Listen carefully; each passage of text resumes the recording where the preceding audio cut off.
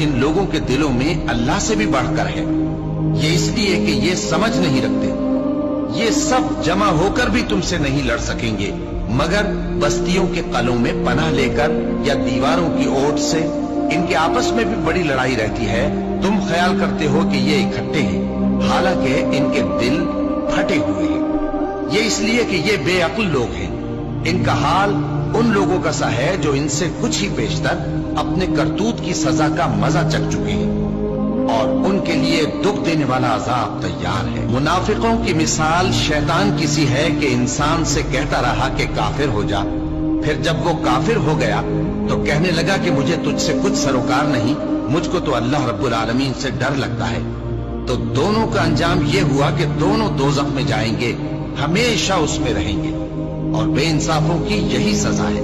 ऐ ईमान वालो, अल्लाह से डरते रहो और